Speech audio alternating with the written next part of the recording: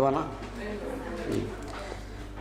بسم اللہ الرحمن الرحیم الحمد للہ رب العالمین وبہ نستعین وصلی اللہ وسلم علی سید الانبیاء والمرسلین وعلی آلہ واصحابہ اجمعین ومن تبعهم بإحسان الی یوم الدین اما بعد۔ الرحیق المختوم کا جو ابتدائی موضوع ہے اس میں کا ایک بنیادی مرحلہ تھا عرب حکومتیں اور سرداریاں۔ عرب حکومتیں اور سرداریاں میں موٹی موٹی دو باتیں ہم لوگوں نے پڑھی تھیں۔ ایک یہ کہ عرب حکومتیں اور سرداریوں کا جو ٹاپک ہے وہ پڑھنے کی ضرورت اور اس کی اہمیت کیا ہے وہ ہم لوگوں نے تمہید کے طور پر شروع میں پڑھا۔ اس کے بعد ایک بڑی حکومت جس کی پرانی تاریخ ہے، یمن کی حکومت کے سلسلے میں ہم لوگوں نے پڑھا، اس کی فقہ بھی پڑھے الحمدللہ۔ آج انشاءاللہ اس کی جو عرب کی مراد آج کا عرب نہیں ہے، آج عرب نہیں کہا جاتا، سعودی عرب کہا جاتا ہے۔ پرانے دور میں عرب ایک بڑی سرزمین کا نام ہے، یہ عراق، ملک شام، یہ سب پورا ملا کر کے جو عرب کا جو خطہ ہے، تو اس میں ایک بڑی حکومت، ایک دوسری حکومت، اس کو کہا جاتا ہے ہیرا کی حکومت۔ لکھا ہوا ہے دیکھیے، ہیرا کی حکومت۔ تو ہیرا کی حکومت سے متعلق آج ہم لوگ پڑھیں گے انشاءاللہ۔ یہ کم و بیش 2 صفحے یا یوں سمجھ لیجیے کہ ایک ورق کا سبق ہے یہ ہیرا کی جو حکومت ہے۔ اس میں میں آپ کو انشاءاللہ اختصار کے ساتھ لکھوا دوں گا جسے پہلے لکھوایا تھا، تاکہ آپ کو سمجھنے میں اور یاد کرنے میں اور موضوع کا استیعاب کرنے میں آسانی ہوگی انشاءاللہ۔ بنیادی طور پر آپ یوں جان لیں کہ آج کے ہمارے اس دور میں جو ایران ہے، اس رنگ کا جو دیکھ رہے ہیں آپ، یہ پورا جو خطہ ہے یہ آج کا ایران ہے، دور حاضر کا۔ بتا ہو گئی یہ کب کا ایران ہے؟ یہ جی آج کا، دور حاضر کا۔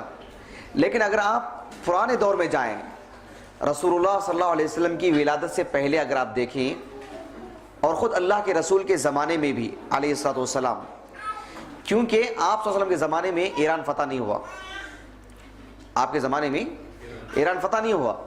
ایران کی فتوحات کا سلسلہ ابتدائی مرحلے میں ابوبکر صدیق رضی اللہ عنہ کے دور میں، اور اس کی پوری انتہا پورے طور پر ایران جو اسلامی مملکت میں آیا وہ عہد فاروقی میں رضی اللہ عنہ۔ اچھا، ایک غور طلب بات جو میں آپ کو بتانے جا رہا ہوں وہ یہ ہے کہ یہ آج کا ایران ہی ہے، یعنی گویا کہ وہاں سے لے کر کے یہاں تک بھی ایران ہی کی حکومت ہے، یہ تو بات بالکل واضح ہے۔ لیکن اگر آپ اس دور کی بات کریں جو ہم لوگ تاریخ پڑھنے جا رہے ہیں ابھی، ہیرا کی بادشاہی، اس وقت جو ایران کی جو حکومت تھی، فارس کی جو حکومت تھی، وہ یہ سب تھا اس میں حصہ، یہ سب تو حصہ اس میں تھا ہی، لیکن بالخصوص ان کی جو حکومتیں رہی ہیں وہ اوپر کا حصہ، یہ جو دیکھ رہے ہیں آپ، یہاں سے لے کر کے یہ جو اوپر کا حصہ ہے، بالخصوص یہ وہ علاقہ ہے جہاں ایرانیوں کی حکومت ہوا کرتی تھی۔ یہ پورا علاقہ، یہ جو پورا علاقہ ہے، یہ پورا علاقہ اوپر کا، حالانکہ یہ بھی انہی کے زیر نگرانی میں تھا۔ جیسے مثال کے طور پر آپ آج کے ہندوستان کی بات مت کیجیے، آج سے 300 400 500 سال پہلے کا جو ہندوستان تھا، جہاں مسلمانوں کی جو 800 سالہ حکمرانی تھی، اس میں آپ دیکھیے کہ ہندوستانی حکومت جو تھی، یعنی آخر تک کنیا کماری کا جو علاقہ ہے وہاں تک بھی تھی، وہ ایک ہی حکومت تھی، لیکن دلی ان کا پایہ تخت تھا۔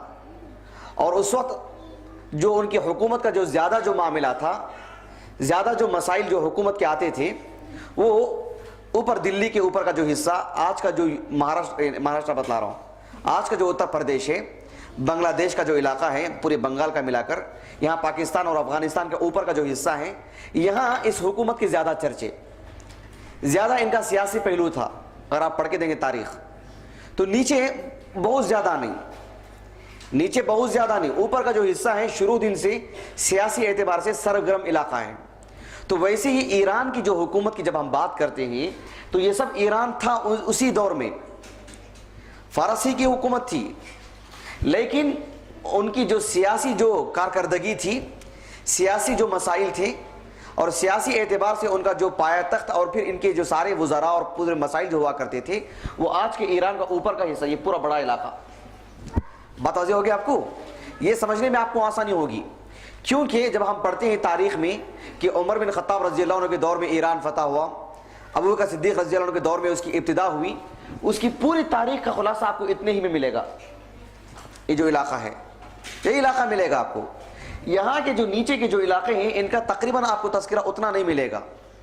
تو ہم کو یہ سمجھنا ضروری ہے کہ اس دور میں ایران کا جو سیاسی معاملہ تھا، آج بھی تہران ان کا جو پائے-تخت ہے، اس دور میں بھی ایران کا جو اوپر کا جو حصہ ہے وہ اس کا سیاسی اعتبار سے سرگرم حصہ. یہ ذہن میں آپ بنیادی طور پر رکھیے، پڑھنے میں آپ کو آسانی ہوگی انشاءاللہ. جی عراق کا جو معاملہ ہے، عراق کا معاملہ، عراق آج کا بھی عراق جو ہے کافی چھوٹا ہے. اس دور میں عراق بہت بڑا علاقہ، عراق کا جو علاقہ ہے بہت بڑا علاقہ. اس وقت میں عراق یہ جو علاقہ ہے نہیں، اس علاقے کو بھی اس دور میں پرانے دور میں عراق ہی کہتے تھے. یہ پورا علاقہ کیا کہلاتا تھا؟ عراق کہلاتا تھا. لیکن اس عراق کو عراق عجم بولتے تھے. کیا بولتے تھے؟ عراق عجم. اور اس عراق کو یہاں سے جو عرب سے جو قریبی جو خطہ تھا اس کو عراق عرب بولتے تھے. تو وہ بھی عراق بہت بڑا علاقہ تھا اس دور میں، بہت بڑا علاقہ. چلیے میں ایک آپ کی بس توجہ چاہتا ہوں میں، اور آپ کو تھوڑا ایک طرح سے باخبر رکھنے کے لیے بات بتلا رہا ہوں کہ یمن کی بادشاہی جو ہم لوگوں نے پڑھے تھے اس کے مقابلے میں اس میں تھوڑی آپ کو دشواری نظر آئے گی. یہ دشواری کیوں ہے وہ بول دوں گا تو شاید انشاءاللہ دشواری تھوڑی ہلکی ہو جائے گی. وہ یہ ہے کہ عرب کے علاقوں کے جو نام ہیں، عرب کے علاقوں کے جو نام وہ ہماری زبانوں پہ جلدی سے چڑھتے نہیں.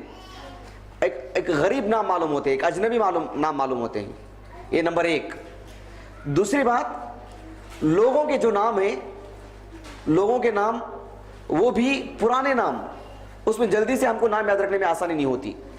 اور نام بھی باپ کے نام کے ساتھ دادا کا نام بھی کبھی آ جاتا ہے. پرانی دشواری جو بتلا رہا ہوں یہ پڑھنے کے لیے، یہ جو چیپٹر ہیں پڑھنے کے لیے آپ کو جو اصل میں جو دشواری جو ہوتی ہے اصل کے اعتبار سے، ایک علاقوں کے نام، ایک کیا ہے؟ علاقوں کے نام. تھوڑا آپ تمل ناڈو چلے جائیے، وہاں کے علاقے کے نام آپ کو چھوٹے موٹے قریوں کے آپ نام یاد نہیں رہ سکتے، زبانیں چڑھیں گے بھی نہیں.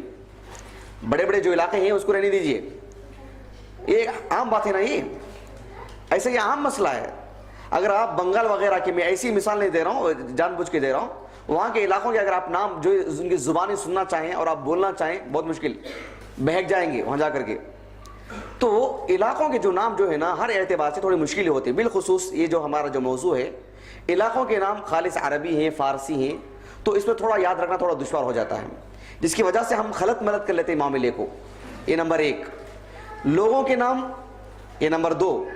اور تیسری بات کیا ہے کہ کچھ ایسے بادشاہ گزرے ہیں جن کو عرب الگ نام دیتے ہیں، ایرانی حکومت الگ نام دیتی ہے، اور اوپر کی جو ازبکستان، ترکمانستان، اوپر کے جو علاقے ہیں وہ ان کو الگ نام دیتے ہیں، جس کی وجہ سے مزید سمجھنا مشکل ہو جاتا ہے. بات واضح ہو رہی؟ تو آپ جہاں تک ہو سکے ناموں کے، علاقوں کے نام، لوگوں کے نام سے ہٹ کر کے اس ٹاپک کو لینے کی کوشش کیجیے. مزید کوشش کر کے آپ وہ بھی لے لیتے ہیں تو بہت اچھی بات ہے. بات واضح ہو رہی ہے آپ کو؟ ہاں. چلیے آج ہم لوگ سبق پڑھتے ہیں، پھر آپ کو آنے والے ہفتے میں آپ کو لکھواؤں گا انشاءاللہ اس پہ کیا بات ہے. چلیے ہے نظر، شروع کروں؟ جی.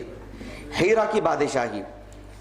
ہیرا کی بادشاہی عراق اور اس کے نواحی علاقوں پر، عراق اور اس کے نواحی مضافات، گرد و نواح، آس پاس، پاس پڑوس بولتے نا، آس پاس کے علاقے مراد ہیں. عراق، اور عراق بھی آج کا عراق نہیں، پرانا جغرافیہ اعتبار سے جو عراق ہے وہ. عراق اور اس کے نواحی علاقوں پر دیکھیں کوروش، کبیر،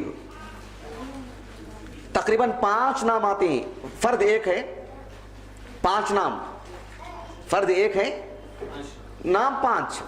اس کو آسانی سے یاد کرنے کے لیے آپ یا تو ذوالقرنین یاد کر لیجئے، زیادہ آسان رہے گا، قرآنی لفظ ہے ذوالقرنین. یا نہیں تو ایک دوسرا اس کے مقابلے میں اس کے بعد سائرس بول سکتے ہیں آپ. یہ بھی ایک تھوڑا معروف نام ہے، جانا پہچانا نام ہے. جی سائرس بول لیجئے. ہاں. یا نہیں تو آپ، ہاں، ورنہ حقا منشی یہ بھی ایک نام ہے، یاد رکھنا آسان نہیں ہے. یہ 2 نام بہت آسان ہے، مسئلے کو اتنا رکھیے بس. چلیے دیکھیے. ہاں حقا منشی. ہاں جی چلیے بھائی. عراق اور اس کے نواحی علاقوں پر کروش کبیر یعنی ذوالقرنین، ان کی حکومت کب سے کب تک تھی؟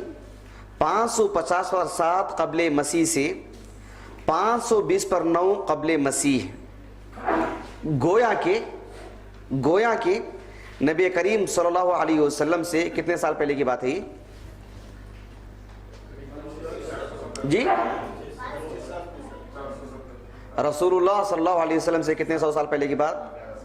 ہاں جی، کم و بیش 1100 سال کی بات۔ 1000 سال رکھ لیجئے آپ، 1000 سال 1100 سال کے بعد رکھ لیجئے۔ ڈیٹ لکھا ہوا ہے وہیں پر سبق میں تو، ہاں دیکھیے 550 پر 7، یہ سب جو ہے یاد رکھیں نہ ہو لیکن موضوع آپ کے پاس آ جانا چاہیے۔ دیکھیے چلیے، ذوالقرنین ان کی حکومت کا جو دور تھا ذوالقرنین کا 550 پر 7 قبل مسیح سے لے کر کے 520 پر 9 قبل مسیح تک، گویا کہ نبی کریم صلی اللہ علیہ وسلم کی ولادت سے 1100 سال، کم و بیش 1000 سال، کم و بیش کتنا؟ 1000 سال پہلے کی تاریخ ہے یہ۔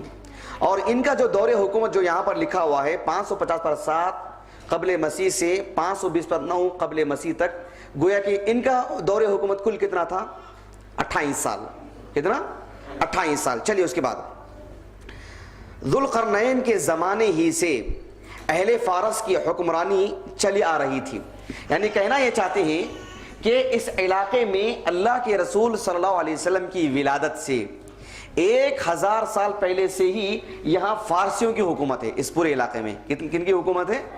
فارسیوں کی حکومت ہے۔ ہلکا پھلکا معاملہ واضح ہوگی نا بات؟ چلیے آگے دیکھیے، کوئی نہ تھا جو ان کے مد مقابل آنے کی جرات کرتا۔ یہ ان کے پورے پیریڈ میں ایسا ہی معاملہ تھا، کوئی ان کا سامنا کرتا، کسی کی جرات نہیں تھی ایک بڑی لمبی مدت تک۔ اس کے بعد یہاں تک کہ 326 قبل مسیح میں، یہاں تک کہ 326 قبل مسیح میں سکندر مقدونی، کیا ہے؟ سکندر مقدونی نے دارا اول، یہ جو دارا ہے نا، دارا اصل میں ایک طرح کا نام ہے وہ، دارا اول، دارا ثانی، دارا سوم، وہ جو اول ہے نا اول، وہ اس طرح سے دارا اول، دارا ثانی، دارا ثالث، تو لقب ایک ہوتا، اصل میں دارا ایک بادشاہ کا لقب ہے۔ وہ دارا کیا ہے؟ بادشاہ کا لقب ہے۔ جیسے بولیں گے نا کسرا اول، کسرا ثانی، کسرا ثالث، قیصر اول، وہ کس دور میں تھا؟ وہ قیصر ثانی کے دور میں تھا۔ وہ کس دور میں تھا؟ بات واضح ہو رہی ہے آپ کو؟ اس طرح سے لقب بس نمبر وار کے اعتبار سے۔ یہاں تک کہ 326 قبل مسیح میں سکندر مقدونی نے دارا اول کو شکست دے کر فارسیوں کی طاقت توڑ دی۔ جب سکندر جی ایک منٹ، اس سکندر سے متعلق جو ہے اختلاف ہے، وہ کوئی سکندر کون تھا جس کی حکومت بڑی طویل حکومت تھی، جس نے دنیا کے بڑے حصے پر حکومت کی، بلکہ اتنی وسیع حکومت کی اس نے کہ اس کی حکومت میں کبھی سورج غروب نہیں ہوتا تھا، ایسے ہی نہ ہے؟ تو کون ہے سکندر؟ اس کے بارے میں بہت سارے اقوال ہیں۔ مولانا ابوالکلام آزاد رحمہ اللہ نے اس موضوع سے متعلق بڑی تفصیل سے انہوں نے لکھا، اور دیگر اہل علم نے بھی لکھا کہ اس سکندر سے مراد کون ہے۔ کچھ لوگوں نے کہا کہ وہ سکندر روم کے علاقے کا ہے، کسی نے کہا کہ وہ سکندر یہاں کا ہے، اس علاقے کا، جو ایران کے اوپر کا جو علاقہ دیکھ رہے ہیں، یہاں اس کی حکومتی وہاں سے ابتدا ہوئی، پھر وہاں سے جو اس کی حکومت پھیلی۔ کسی نے کہا کہ وہ منگولیا اور اس علاقے کا تھا، کسی نے کہا کہ وہ وہی آدمی ہے جس کے تعلق سے قرآن نے ذوالقرنین کا نام دیا ہے۔ تو سکندر سے متعلق بات ایسی ہے کہ اس سے تعلق سے تاریخ ابھی تک ایک فیصلہ نہیں کر سکی کہ وہ کون فرد ہے۔ کچھ حد تک لوگوں نے کہا کہ اس کی حکومت جو اتنی وسیع تھی، قرآن میں صرف ذوالقرنین کی حکومت کے بارے میں ایسا تذکرہ ملتا ہے، جو اتنی وسیع حکومت تھی ذوالقرنین کی، واللہ اعلم۔ ہاں جی وہی بتلا رہا ہوں، وہ جو ذوالقرنین ہے وہ اصل ذوالقرنین ہے جن کا ذکر ہے۔ ہاں لیکن میں یہ بتلانا چاہ رہا ہوں کہ وہ ذوالقرنین کے بارے میں بات پکی، وہ کون بادشاہ ہیں، لیکن وہ سکندر کیا وہی ہے کہ وہ دونوں الگ الگ ہیں؟ یا وہ ایک ہی ہے؟ ایک شخص کے دو الگ الگ نام ہیں؟ اس بارے میں کیا ہے کہ ذرا سی گہرائی میں جانا پڑے گا، اور مختلف اقوال ہیں. کبھی کبھار ایک طالب علم ایک راجع بات نہیں کہہ پاتا ہے، اس معاملے میں خود الجھ کے رہ جاتا ہے کہ کون سا قول لیا جائے، کہاں سے کون سا اس کا ماخذ ہے، تھوڑی دشواری ہو جاتی ہے. ہاں چلیے ہم پڑھتے ہیں. یہاں تک کہ 326 قبل مسیح میں سکندر مقدونی نے دارا اول کو شکست دے کر فارسیوں کی طاقت توڑ دی. یعنی نبی کریم صلی اللہ علیہ وسلم کی ولادت سے قبل 1000 سال سے ان کی حکومت چلی آ رہی فارسیوں کی. ان کی حکومت چل ہی رہی تھی، اچانک ان کی حکومت جو تقریباً 550 سال قبل مسیح کی جو بات ہے، گویا کہ 200 سال تک ان کی حکومت چلتی رہی. کتنے سال تک؟ 200 سال تک. کیونکہ 326 قبل مسیح کے وقت میں ایسا ہوا. گویا کہ 200 سال تک ان کی شاندار حکومت تھی. یعنی گویا کہ ان کی حکومت پاش کب ہوئی؟ اللہ کے رسول کی ولادت سے صلی اللہ علیہ وسلم کم و بیش 800 سال پہلے. کم و بیش 800 سال پہلے، 1000 سال کی اگر بات کریں گے تو. یہاں تک کہ 326 قبل مسیح میں سکندر مقدونی نے دارا اول کو شکست دے کر فارسیوں کی طاقت توڑ دی، جس کے نتیجے میں ان کا ملک ٹکڑے ٹکڑے ہو گیا اور طوائف الملوکی شروع ہو گئی. کیا شروع ہو گئی؟ طوائف الملوکی. یہ ایک طرح کی تعبیر ہے یہ بتلانے کے لیے کہ بد نظمی. طوائف الملوکی کا کیا مطلب ہے؟ بد نظمی، انتشار. طوائف الملوکی کا نام کیا مطلب کیا ہے؟ بد نظمی. یعنی ان کا ملک ٹکڑے ٹکڑے ہو گیا اور طوائف الملوکی شروع ہو گئی. جب ایک بادشاہ تھا، ایک سلطنت تھی، اس میں جب انتشار پیدا ہوا، طوائف الملوکی شروع ہوئی، تو پھر یعنی جب وہ ٹکڑے ٹکڑے ہو گیا تو پھر ان کی ایک حکومت، وہ علاقے کی ایک حکومت، وہ علاقے کی حکومت، ایک طرح کے طوائف الملوکی یعنی بدنظمی شروع ہو گئی. ہاں جی چلیے. اس کے بعد یہ انتشار، دوسرے لفظوں میں یہ طوائف الملوکی، دوسرے لفظوں میں یہ ہاں بدنظمی جی. یہ انتشار 230 عیسوی تک جاری رہا. 230 عیسوی تک جاری رہا. گویا کہ 550 سال تک، 550 سال تک اس پورے علاقے میں بدنظمی تھی. یعنی وہ ایک پلیٹ فارم پہ نہیں آ پا رہے تھے، کوئی ایک ان پہ حکومت کرے ایسا نہیں ہو پا رہا تھا. جب ٹوٹی حکومت تو ٹوٹ کے رہے گی، اور یہ انتشار 550 سال تک تھا.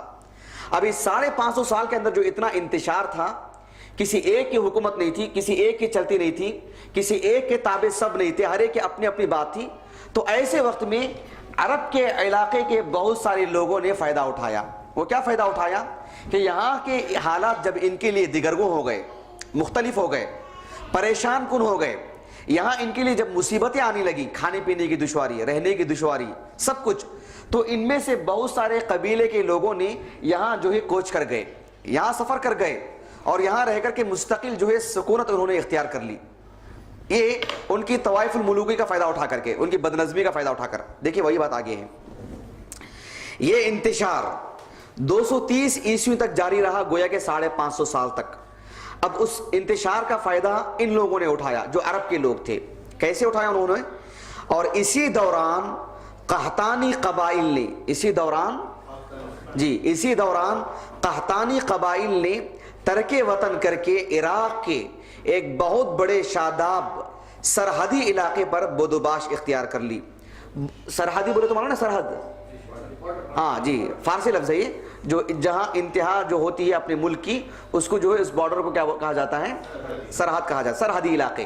تو گویا کہ ان لوگوں نے ان کی انتشار کا فائدہ اٹھا کر کے عراق کا وہ بہت بڑا علاقہ، یہ اوپر کا علاقہ، یہ جو اوپر کا علاقہ ہے، یہ بہت بڑا علاقہ، جو بڑا شاداب علاقہ، زرخیز علاقہ، جہاں کا زمینی علاقہ، جہاں کی آب و ہوا، جہاں کی پیداوار جو بڑی اچھی تھی، ان لوگوں نے وہیں پر جا کر کے اپنی بدوباش اختیار کی. بات واضح ہو گئی جی.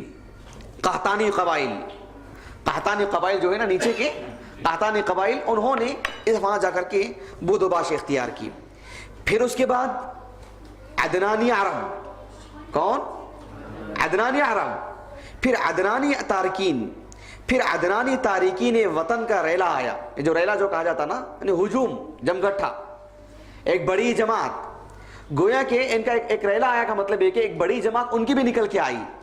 جب دھیرے دھیرے خبریں ملی ان کو کہ قحطانی لوگوں نے گئے، جا کر کے خوب موج مستی کر رہے ہیں، مزہ اڑا رہے ہیں، بڑی اچھی زمین ہے وہاں پر، اور جو ہے ان کی حالت اچھی ہو گئی ہے, خوشحال زندگی گزار رہے ہیں, تو ہم یہاں رہ کے کیا کریں؟ تو ان لوگوں نے بھی نکل کے جو ہے وہاں پر جو ہے کوچ کیا. پھر عدنانی تارکین وطن کا ریلا آیا اور انہوں نے لڑ بھیڑ کر جزیرہ فراتیہ کے ایک حصے کو اپنا مسکن بنا لیا. یہ جو عراق میں جو دو بڑی بڑی ندیاں ہیں, دو بڑی بڑی نہریں, یہ جو علاقہ دیکھ رہے ہیں آپ, یہ جو سمندر کا علاقہ, یہ جو سمندر کا حصہ, اس سمندر کے حصے سے دو بڑی بڑی ندیاں نکلتی ہیں. اصل میں وہ ایک ندی یہاں سے نکلتی ہے, پھر یہاں دو حصوں میں بٹ جاتی ہیں. ندی تو ایک ہے, ایک نہر ہے وہ, یہاں سے جب اس کو جو آ کے چھوتا ہے تو ایک نہر ہے, وہ ایک بڑی نہر, جا کر کے آگے دو حصوں میں وہ تقسیم ہو جاتی ہے, اور پھر اوپر جاتے ہوئے یہاں ہوتے ہوئے, یعنی یہ جو دو نہریں ہیں دونوں یہاں جاتے ہیں, اور جا کر کے دونوں پھر یہاں جا کر کے ایک ہو کر کے ضم ہو جاتی ہیں اس میں. بات واضح ہو رہی؟ جس طریقے سے یہ جو سمندر ہے بحر احمر جس کو کہا جاتا ہے, اس کا بھی ایک بڑا روٹ ہے یہاں سے, یہ جا کر کے یہاں سے جا کے ضم ہو جاتا ہے. موسیٰ علیہ السلام کے دور میں یہ باقاعدہ یہاں سے پانی آنے جانے کا بڑا راستہ تھا, جہاں سے فرعون غرق ہوا ہے یہاں پر. پھر بعد میں راستہ بند ہو گیا تھا وہ. پھر ابھی اس زمانے میں, تقریباً اس زمانے سے مراد جو ہے آج سے 50-60 سال پہلے, پھر جو ہے اچھے انداز میں کھدائی کر دی گئی ہے تاکہ لوگوں کا آنے جانے کا بندوبست کر دیا گیا ہے. بہرحال تو یہاں بھی ایسے ہی معاملہ, یہ ایک ندی ہے جو یہاں سے نکلتی ہے, پھر دو حصوں میں تقسیم ہو جاتی ہے, منقسم ہو جاتی ہے. تو اس طرف جو جاتی ہے دائیں جانب جانے والی جو نہر ہے اسے دجلہ کہا جاتا ہے. کیا کہا جاتا ہے؟ دجلہ. اور بائیں جانب جو نکلتی ہے اسے فرات کہا جاتا ہے. کیا کہا جاتا ہے؟ فرات. تو درمیان کا جو یہ بڑا علاقہ ہے اسے جزیرہ کہا جاتا ہے. کیا کہا جاتا ہے؟ جزیرہ. الجزیرہ باقاعدہ علاقے کا نام ہے. کیا نام ہے؟ ایک علاقہ ہے الجزائر, ایک ملک کا نام. یہ جو مصر ہے, اس کے بعد لیبیا کے بعد ایک بڑا علاقہ ہے, بہت بڑا علاقہ مصر کی طرح, الجزائر اس کا نام ہے. کیا نام ہے؟ الجزائر. تو یہ دو نہروں کے درمیان کا جو علاقہ ہے اسے بھی جزیرہ کہا جاتا ہے. جزیرہ کا اصل معنی آتے ہیں سوکھنا. جزیرہ کے معنی کیا ہے؟ سوکھنا. چونکہ وہاں پانی نہیں ہے, سوکھی زمین ہے, سوکھا علاقہ ہے, دونوں طرف نہریں ہیں, تو دونوں طرف نہریں, تو درمیان کے علاقہ جو سوکھا ہے اسے کیا نام دے دیا گیا؟ جزیرہ نام دے دیا گیا. تو ان لوگوں نے جو عدنانی عرب تھے وہ یہاں سے نکل کر کے جو جزیرہ فراتیہ, فرات کا جو بڑی جو نہر ہے اس کے اس طرف کا جو بڑا حصہ ہے, وہاں آ کر کے انہوں نے اپنا مسکن بنا لیا. ٹھیک ہے, آگے بڑھیں. جی اب اس کے بعد دیکھیں, اب یہ ایک بات ہوئی. کیا بات؟ کہ جو ہے ان کے درمیان انتشار تھا اور یہ آ کر کے درمیان میں بسنے لگے عرب. یہ ایک معاملہ چل رہا تھا. ادھر 226 عیسوی میں, ادھر 226 عیسوی میں, یہ کب کی بات ہے معلوم ہے؟ 226 عیسوی کا مطلب, 226 عیسوی کا مطلب یہ ہوتا ہے گویا کہ نبی کریم صلی اللہ علیہ وسلم کی ولادت سے کم و بیش کتنے سال پہلے؟ تقریباً 400 سال کے آس پاس کا جو مسئلہ ہے وہ. ایک طرف تو ان کے درمیان ان کے حکومت ٹکڑے ہو گئی, اس کا فائدہ اٹھاتے ہوئے عرب کی بڑی جماعت وہاں جانے لگی اور جا کر کے اچھی طرح مضبوط ہوتی رہی. اور اسی دوران اس علاقے کے جو اصل باشندے ہیں ان کے درمیان ایک غیرت جو ہے جنم لی. ایک خیال آیا ان کو, یہ ہماری اپنی سرزمین ہے, یہ ہمارا اپنا علاقہ ہے, یہ عرب آ کر کے یہاں آ کر کے اچھی زندگی گزار رہے ہیں, یہ ہماری اپنی سرزمین ہے, ہم یہاں کے اصل باشندے ہیں, ہمارے ذاتی اختلاف کی وجہ سے اتنا زبردست نقصان ہوا ہے, ہم بھی بٹ گئے اور دوسرے لوگ آ کے فائدہ اٹھا رہے ہیں. تو اس دور میں ایک بادشاہ تھا ایرانیوں کا, اس نے یہ کوشش کی سب کو متحد کرنے کی کوشش کی, سب کو جمانے کی کوشش کی, سب کا ذہن بنایا اس نے. دیکھو یہاں پر ادھر 226 عیسوی میں اردشیر, یہ بادشاہ کا لقب ہے, یہ اردشیر نے, یہ بھی اردشیر اول, اردشیر ثانی, اردشیر سوم, ایسے ہیں لقب اس دور کے بادشاہ کا. اردشیر نے جب ساسانی حکومت کی داغ بیل ڈالی, ساسانی حکومت, تو گویا کہ اس وقت جو حکومت تھی, کب؟ اللہ کے رسول کی ولادت سے صلی اللہ علیہ وسلم کم و بیش 1000 سال پہلے, اس وقت جو حکومت تھی وہ حکومت چلتی رہی, لیکن ایک زمانے کے بعد ختم ہو گئی, اختلاف ہوا. اس کے بعد جب حکومت آئی تو وہ حکومت تھی جس کا نام تھا ساسانی حکومت. اس سے پہلے جو حکومت تھی اس کا نام تھا یونانی حکومت. کیا نام تھا؟ یونانی حکومت. تو اس کی جو حکومت تھی, اس حکومت, اب ہندوستان میں آپ نے دیکھا ہوگا نا, 800 साल मुसलमानों की जो हुकूमत थी, आखिरी जो हुकूमत थी मुसलमानों की वो मुगल हुकूमत थी। एक ज़माना था ख़ानदान गुलामा, एक ज़माना था तगलुक की हुकूमत उनके ख़ानदान की, एक ज़माना था ऐबक वालों की हुकूमत। बात वाज़ेह हो रही है आपको? ये जो मुख्तलिफ जो ख़ानदानों की जो हुकूमत रही हैं, आप बीजापुर के इलाकों में देखो बेग ख़ानदान की हुकूमत, तो इन इलाकों में जब अलग अलग दौर में अलग अलग हुकूमतें आती रही, वैसे ही ये सासानी हुकूमत आई। जब इसने दोबारा पूरे ईरानियों को इकट्ठा किया, जमा किया, एक प्लेटफार्म पे लाया, सबकी जहन साजी की, तो वो जो हुकूमत शुरू हुई उसका नाम क्या था? सासानी हुकूमत। तारीख में उसे सासानी हुकूमत कहा जाता है। इधर 226 ईस्वी में अर्धशेर ने जब सासानी हुकूमत की दागबेल डाली, दागबेल डाली का मतलब ये होता है कि मुहावरा ही है, यानी इब्तिदा करना। दाग फारसी का लफ्ज है, दाग का माना, दाग का माना कोई अलामत, कोई आयब, कोई अलामत, कोई कुछ छट्टा जो होता ना वो, हाँ जी। दाग बेल डालने का मतलब ये होता है कि किसी काम की इब्तिदा करना। दाग बेल डालना मुहावरा क्या है? किसी काम की इब्तिदा करना।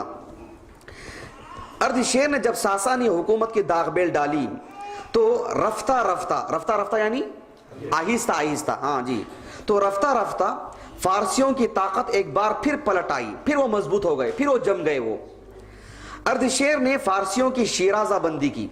शिराजा बंदी यानी उन्हें जमा किया, इकट्ठा किया उन्हें। शिराजा बंदी का मतलब क्या है? बिखरे हुए चीजों को जमा करने को क्या कहा जाता है? शिराजा बंदी। अर्धशेर ने फारसियों की शिराजा बंदी की और अपने मुल्क की सरहद पर, यानी फिर इसने जब सब लोगों को जो है जमा किया, इकट्ठा किया, तो अपने मुल्क के सरहद पर, ये उसके मुल्क का सरहद है, ये उसके मुल्क का सरहद है, आज का नहीं, उसके मुल्क का सरहद जो है इस तरफ का था, ईरान की जो हुकूमत है। अब जी गौर तलब है जरा। और अपने मुल्क की सरहद पर आबाद अरबों को जेर किया। जब इसने देखा कि उसका निशाना टारगेट ही वही था कि बाहर के इलाके के लोग आए हैं, हमारे हम लोग मुंतशिर हो चुके हैं, एक तो सबको मुत्तहिद किया, दूसरा जो अरब के लोग आकर के बस गए थे, खानदान, कबीले कबीले कबीले खानदान, फिर उनकी नस्ल बढ़ती गई, तो निकालना आसान तो नहीं था, बहुत बड़ी आबादी थी, लेकिन उनको अपने जेर निगरानी किया, उसने अपने काबू में किया उनको। यानी गोया कि हमारी हुकूमत रहेगी तो हम हमारे जेर निगरानी रहेंगे। वहां तक जो है उतनी हुकूमत, उतनी मजबूत हुकूमत लेकर आया वो जी। उसके बाद इसी के नतीजे में खुज़ा एक बहुत बड़ा कबीला है अरब का। जो ये जो इलाका देख रहे हैं आप, मदीना और मक्का के दरमियान का जो इतना बड़ा जो इलाका देख रहे हैं आप, ये बहुत बड़ा इलाका, यंबूर वगैरह, ये बहुत बड़ा इलाका, खुद उसके अंदर कई कबीले, वो पूरा कबीला जो है खुज़ा कहलाता है, बनु खुज़ा। क्या कहलाता है? बनु खुज़ा। बहुत मारूफ कबीला अरब का जो है बहुत मारूफ कबीला बनु खुज़ा। हदीसों में बकसरत जिक्र आता है इसका, और इस कबीले के बहुत बड़ी तादाद में सहाबा हैं। तो बहरहाल इसी के नतीजे में खुज़ा जो यहाँ से उनकी आबाद, उनका जो कबीला था खुज़ा का, एक बहुत बड़ा हिस्सा जाकर के जो बस गया था ना, जब इसकी हुकूमत ने, अर्धशेर की हुकूमत ने जब इन पर कब्जा किया, तो खुज़ा जो यहाँ से वहाँ चले गए थे, उन्होंने जब देखा कि हमारे ऊपर कोई और हुकूमत कर रहा है, वहां से निकल के मुल्क शाम चले गए। वो वहां से निकल करके मुल्क शाम चले गए। इसी के नतीजे में खुज़ा ने मुल्क शाम की राह ली, जबकि हीरा और अंबार, हीरा एक कबीले का नाम, अंबार एक कबीले का नाम, इमाम बुखारी रहमहुल्लाह के असातिज़ा में से, हम इल्मुर रिजाल जो पढ़ते हैं सही बुखारी के हैं, अभी तो नाम नहीं आया उनका, किताबुल इस्तिज़ान में नाम आएगा उनका। कहाँ आएगा? नहीं, ऐसा करके बोलेंगे तो मालूम होगा, बहुत दूर है किताब वो। किताबुल इस्तिज़ान में इमाम बुखारी रहमहुल्लाह ने जो मारूफ जो किस्सा है, जो अल्लाह के रसूल सल्लल्लाहु अलैहि वसल्लम के एक सहाबी हातिम बिन अबी बल्ता रज़ियल्लाहु अन्हु, उन्होंने अल्लाह के रसूल का एक राज इफ्शा कर दिया था। उन्होंने सल्लल्लाहु अलैहि वसल्लम अहले मक्का को लेटर लिख दिया था कि जो अल्लाह के रसूल हमला करने वाले फतेह मक्का से कुछ पहले, बाद में अल्लाह के रसूल ने कहा कि उस औरत के पास वो खत है, जाओ उस इलाके के पास रहेगी, जाकर के लेकर के आओ। तो उस हदीस को इमाम बुखारी रहमहुल्लाह ने सही बुखारी में कई जगह लाए हैं, किताबुल इस्तिज़ान में भी लाए हैं, और वहाँ जिस अपने शेख का जिक्र किए हैं उनका नाम है यूसुफ इब्न बुहलूल। क्या नाम है? भूल नहीं जाना, यूसुफ इब्न बुहलूल। ये अंबारी हैं। क्या है? अंबारी, यानी है तो अरब का इलाका, अरब का कबीला वो, لیکن وہاں جا کے بس گیا تو ان کا خاندان، ان کی نسل، ان کی آبادی وہیں بڑھتی گئی. ان میں سے وہ بھی ایک امام بخاری کے استاد رحمہ اللہ جو بعد کے دور میں اسلام قبول کیے، وہ یوسف بن بہلول. اچھا چلیے یہاں آتے سبق میں ہم. اسی کے نتیجے میں قضاء نے ملک شام کی راہ لی، جبکہ حیرہ اور انبار کے عرب باشندوں نے باجگزار بننا گوارا کیا. باجگزار بتایا ہونا اس سے پہلے بھی، کیا مطلب باجگزار کا؟ باجگزار کا مطلب یہ کہ حکومت تو ان کے پاس ہی تھی، لیکن یہ حکومت ان کے مشوروں پر چلے گی.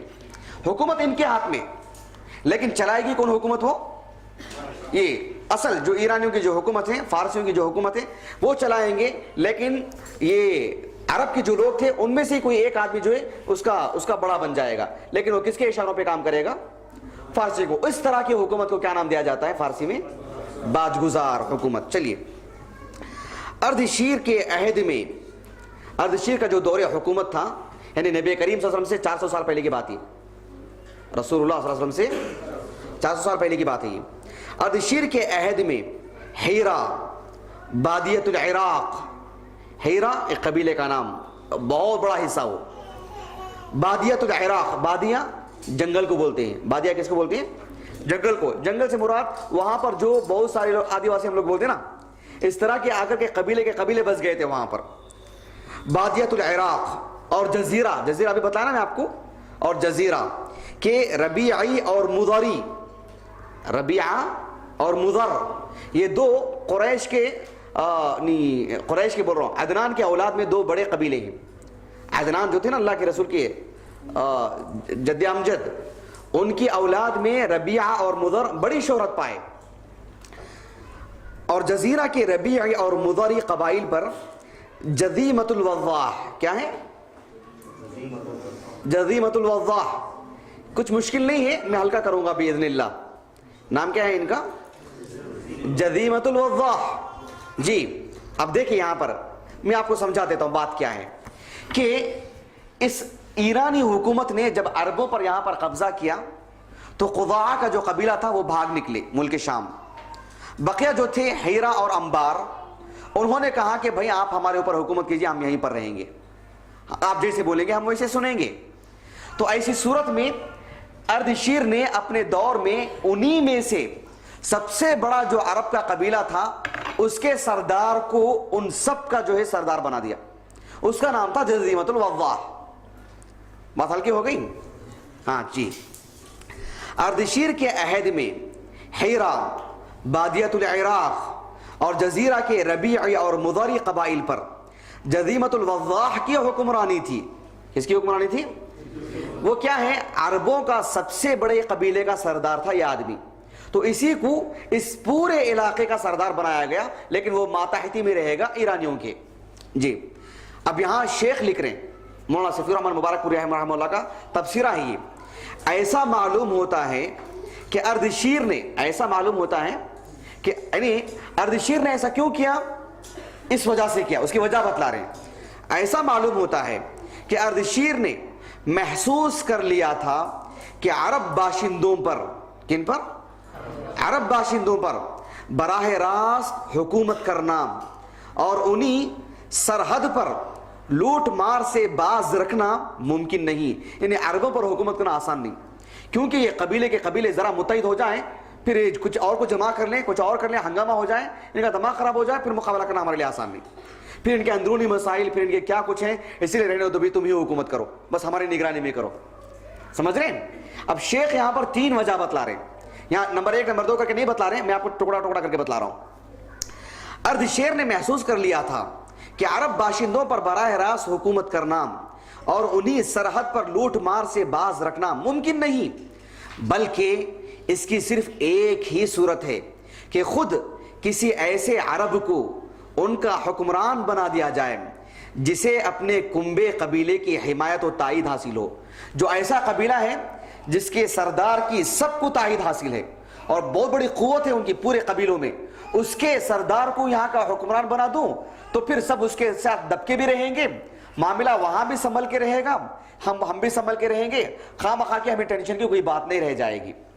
بات واضح ہو گئی؟ جی اب دیکھیں اس کا فائدہ کیا ہوگا. اب اس کا فائدہ نمبر 1 اس کا ایک فائدہ یہ بھی ہوگا کہ بوقت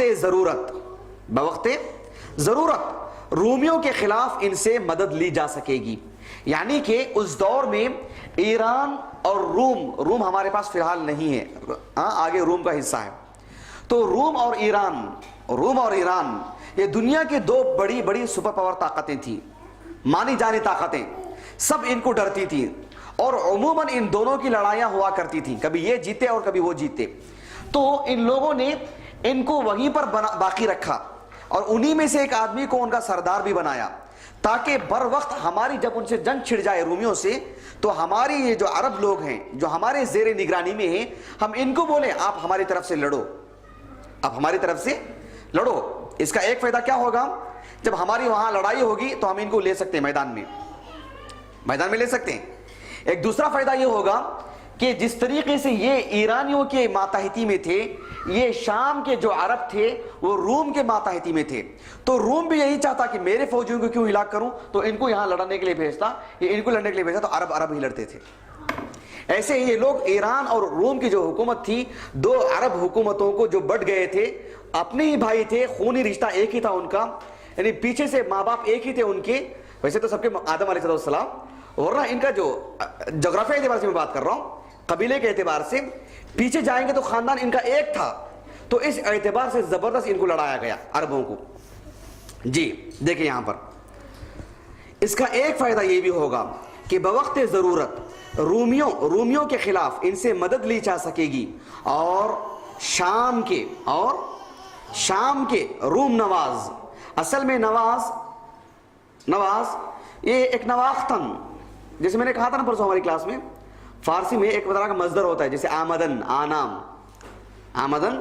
آنا, آوردن لے آنا, ویسے ہی نواختن ایک فعل ہے, ایک طرح کا مصدر ہے. وہ اس کے معنی آتے ہیں کسی کو بخشش کرنا, کسی کو کچھ احسان کرنا, کسی کو کچھ دینا.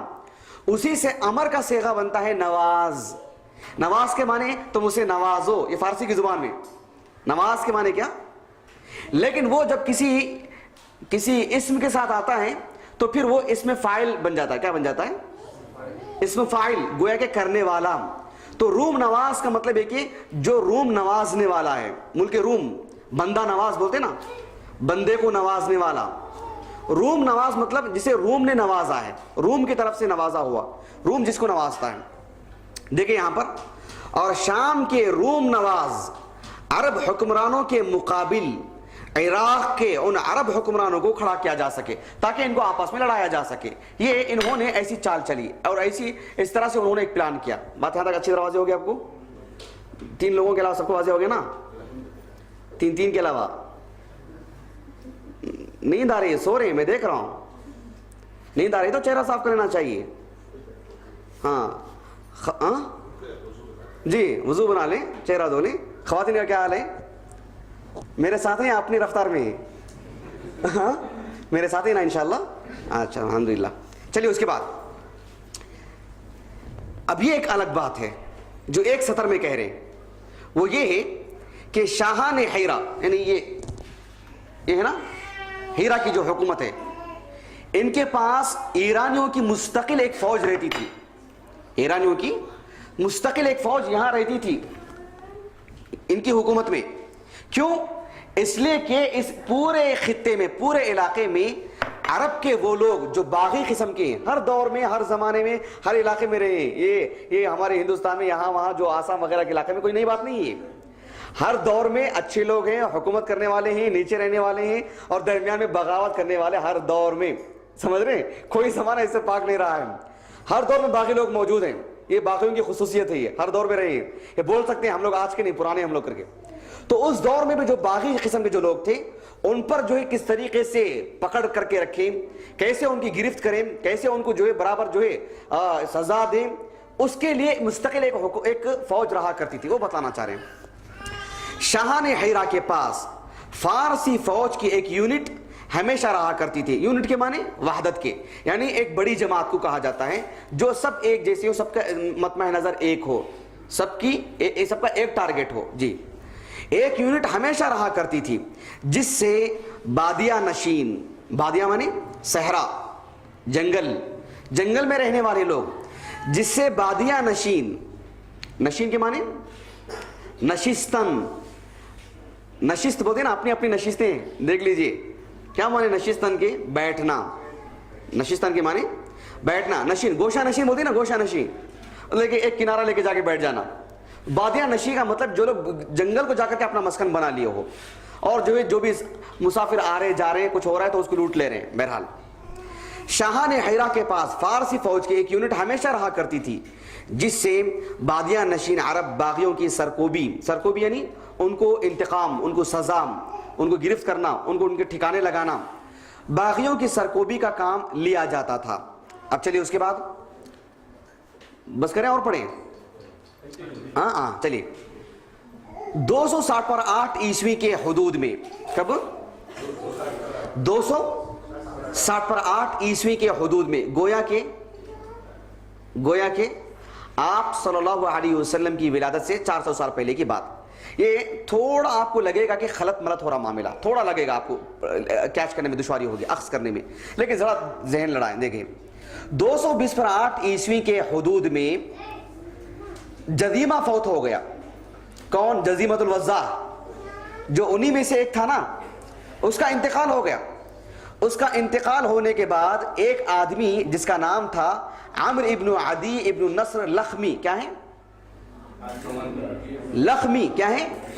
لخمی، لخم ایک قبیلے کا نام، جو اصل میں وہ قبیلے قحطانی قبیلہ ہے. وہ کون سا قبیلہ؟ لخم و جذام قبیلے کا نام، قحطانی قبیلہ. تمیم داری اسی سے ہیں رضی اللہ عنہ، اسی قبیلے کے ہیں، وہ لخمی ہیں. وہ تمیم داری کون ہے؟ لخمی ہیں، لخم و جذام قبیلے کے ہیں. تو قحطانی قبائل اس میں سے لخم وہ بھی جا کر کے وہاں رہ گئے. تو جزیمۃ الوضاح وہ تھا سب کا حکمران. جب اس آدمی کا انتقال ہو گیا تو اس کے بعد عمرو ابن عدی ابن نصر لخمی اس کا جانشین ہوا. پھر وہ اپنے سارے قبیلوں کے مقابلے میں اس کا قبیلہ زیادہ طاقتور تھا. اس کے بعد اس کی تائید زیادہ تھی، اس کی قوت زیادہ تھی، تو اس کو جو ہے اس کا جانشین بنایا گیا. یہ قبیلہ لخم کا پہلا حکمران تھا. یہ قبیلہ لخم کا پہلا حکمران تھا. اور شاپور اردشیر کا ہم عصر تھا، یعنی جو اردشیر جس نے سارے رومیوں کو اکٹھا کیا تھا نا، ایرانیوں کو، اس کا معاصر، دونوں ایک زمانے کے. عرب والوں کو نہیں، ایرانیوں کو اکٹھا کیا تھا اس نے، اور عربوں کو اپنے زیر نگرانی لے کر آیا تھا، عربوں کو اپنے زیر نگرانی. تو یہ جو دوسرا جو حکمران بنا تھا اور لخم قبیلے کا سب سے پہلا حکمران تھا، وہ اس بادشاہ کا ہم عصر، ایک زمانے کے تھے دونوں. اچھا چلیے اس کے بعد جب اس کا یہ جو بنو لخم خاندان کا جو سردار تھا عمرو ابن عدی، وہ جب جانشین تھا تو اس کی حکومت ختم ہونے کے بعد، یعنی اس کے مر جانے کے بعد، اس کے بعد قباد، یہاں زال لکھا ہوا ہے، اصل میں کیا ہے؟ وہ دال ہے. وہ اصل میں کیا ہے؟ تاریخ میں جو صحیح لفظ ملتا ہے وہ دال سے ملتا ہے. اس کے بعد قباد بن فیروز کے عہد تک ہیرا پر لخمیوں کی مسلسل حکمرانی رہی. یعنی ایک زمانے تک لخم جو قبیلہ ہے اسی کے قبیلے کے لوگوں میں وہ حکمرانی تھی، یہ پورے علاقے کی حکمرانی سنبھالا کرتے تھے. قباس کے عہد میں ایک آدمی کا وجود ہوا، یعنی عمرو ابن عدی جو آدمی تھا نا لخم قبیلے کا، ایک زمانے تک اس کے قبیلے میں حکومت چلتی رہی، یہاں تک کہ اس کے قبیلے میں ایک آدمی آیا جس کا نام تھا قباد. اس کے پیریڈ میں ایک آدمی کا وجود تھا، ایک آدمی کا وجود ہوا، ایک آدمی کا ظہور ہوا، اس کا نام تھا مزدک. کیا نام تھا؟ مزدک، جو طبیعت کے اعتبار سے اباحیت کا علم بردار تھا. اباحیت کے معنی ننگا پن، اباحیت کے معنی فحاشی کو پھیلانا، ننگا پن، کہ جو ہے اپنی بیٹی سے، اپنی ماں سے، کیسے تم جیسے اپنی زندگی کی چاہے گزارو، اس طرح سے اس نے اباحیت لے کر کے آیا، ننگا پن، عریانیت لے کر کے آیا، اباحیت بولتے ہیں جی. قباد اور اس کی بہت سی رعایا نے مزدک کی ہم نوائی کی. نوا مانے آواز، ہم نوا مانے آواز میں آواز ملانا. مطلب ہے کہ اس نے جیسے کہا سب اباحیت کو پسند کیا، سب نے اباحیت کو پسند کی. پھر قباد نے ہیرا کے بادشاہ منذر بن مائی سمام، یعنی وہ جو قبیلے کا جو سردار تھا، وہ ایک سردار تھا اور اس پورے علاقے کا ایک حکمران بھی الگ سے بنایا گیا تھا. تو اس قباد نامی حکمران نے منذر بن ماء سما ایک بادشاہ کا نام, اس کو لیٹر لکھا, پیغام بھیجا کہ تم بھی یہی مذہب اختیار کر لو. منذر جو شخص تھا, منذر بن ماء سما, بڑا غیرت مند تھا. اس نے کہا کہ نہیں, ایسا نہیں ہو سکتا, یہ کیسی ہونے والی بات ہے, انکار کر دیا. نتیجہ یہ ہوا کہ قباد نے اسے معزول کر کے اس کی جگہ مزدکی کی دعوت کے ایک پیروکار حارث بن عمرو بن حجر کندی کو حیرہ کی حکمرانی سونپ دی. یعنی وہ جو آدمی تھا قباد جو آدمی تھا نا, اس کے پیٹ میں ایک آدمی تھا جس نے عریانیت لے کر کے آیا, تو عریانیت ننگا پن لے کر کے آیا. تو اس نے کہا کہ یہاں کا جو سب سے بڑا بادشاہ ہے اس کو پیغام لکھا, دیکھو یہ جو ننگا پن جو لے کے آ رہا ہے تم بھی اس کو مان جاؤ. اس نے کہا کہ نہیں, میری غیرت ایسی نہیں, میں نہیں مانوں گا. تو اس نے کیا کیا, میری بات کو ٹال دیا نا, اسے نکال دیا اس کے عہدے سے. اس کے عہدے سے نکال کر کے جس آدمی نے عریانیت لے کر آیا تھا, اس کی دعوت پر جس آدمی نے بہت زیادہ شور مچایا تھا, اس کو اس کی جگہ پہ جا کے بٹھا دیا. یہ خلاصہ کلام ہے جی. اس کے بعد قباد کے بعد فارس کی باغ ڈور کسرا نوشیرواں کے ہاتھ آئی. قباد جب مر گیا, قباد کے بعد نوشیرواں, یہ جو بڑا عادل بادشاہ تھا. یہ کون تھا؟ بڑا عادل بادشاہ تھا, بڑا انصاف پسند. اس کے انصاف پسند کے بڑے چرچے ہیں, بہت واقعات ہیں اس کی زندگی کے. یہ اللہ کے رسول کے دور کا آدمی ہے یہ صلی اللہ علیہ وسلم, سمجھ رہے ہیں جی. قباد کے بعد فارس کی باغ ڈور یعنی زمام حکومت کی جو باغ ڈور ہے. قباد کے بعد فارس کی باغ ڈور کسرا نوشیرواں کے ہاتھ آئی. اسے اس مذہب سے سخت نفرت تھی. اس نے مزدک, جس نے سب سے پہلے اباہیت کو عام کیا تھا, مزدک کو اور اس کے ہم نواؤں کی ایک بڑی تعداد کو قتل کرا دیا. پھر منذر کو, جس نے سب سے پہلے غیرت کا مظاہرہ کر کے میں نہیں مانتا کر کے جس نے کہا تھا, منذر کو دوبارہ حیرہ کا حکمران بنا دیا. اور حارث بن عمرو کو, جو اس کی دعوت کو قبول کر کے حکمران بن گیا تھا, حارث بن عمرو کو اپنے ہاں بلا بھیجا, لیکن وہ بنو کلب کے علاقے میں بھاگ گیا اور وہیں اپنی زندگی گزار دی. اب ہمارا گزارا کیسا ہوگا, آگے بڑھے نہیں, 2 منٹ ہے کیا؟ ماشاءاللہ ختم کر لے سکتے نا, ختم کر دیں گے جی. منذر بن ماء سما کے بعد, اس کے بعد منذر بن سما نوشیرواں کے دور حکومت میں تھا نا. منذر بن ماء سما کے بعد نعمان بن منذر تک. نعمان بولے تو وہ منذر کا بیٹا نہیں, وہ منذر کے بیٹوں کے بہت سارے اولاد کے بعد ایک تھا نعمان, اس طرح سے ہاں جی. منذر بن ماء سما کے بعد نعمان بن منذر کے عہد تک حیرہ کی حکمرانی اسی کے نسل میں چلتی رہی. پھر زید ابن عدی عبادی نے کسرا سے نعمان بن منذر کی جھوٹی شکایت کی. کسرا بھڑک اٹھا اور نعمان کو اپنے پاس طلب کیا. نعمان چپکے سے بنو شیبان کے سردار ہانی بن مسعود کے پاس پہنچا اور اپنے اہل و عیال اور مال و دولت کو اس کی امانت میں دے کر کسرا کے پاس گیا. کسرا نے اسے قید کر دیا اور قید ہی میں فوت ہو گیا.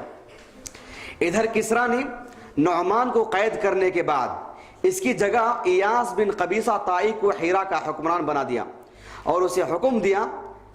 مجھے امید ہے کہ جو ہے فی الحال اتنا نہیں سمجھ پا رہے ہیں جی. میں آپ کو انشاءاللہ آنے والی کلاس میں لکھا دوں گا کیسے کریں گے, بند کر دیں گے نہیں انشاءاللہ.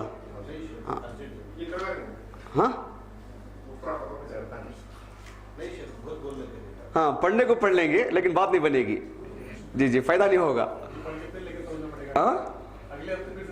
ظاہر بات ہے جی, اسی لیے مجھے اندازہ ہو گیا مجھے کہ سمجھنا مشکل ہے. ویسے اگر پڑھنا ہے تو پھر آگے چلے جا سکتے ہیں. تو انشاءاللہ آنے والی کلاس میں پہلے اس کو پڑھ لیں گے سمجھ کر کے, اس کے بعد میں آپ کو لکھوا بھی دوں گا انشاءاللہ. میرے پاس وہ لکھا ہوا ہے تو لکھوا بھی دوں گا انشاءاللہ جی. اس کے بعد اس کی فقہ پڑھیں گے انشاءاللہ. سبحانک اللہم و بحمدک اشہد ان لا الہ الا انت استغفرک و اتوب الیک.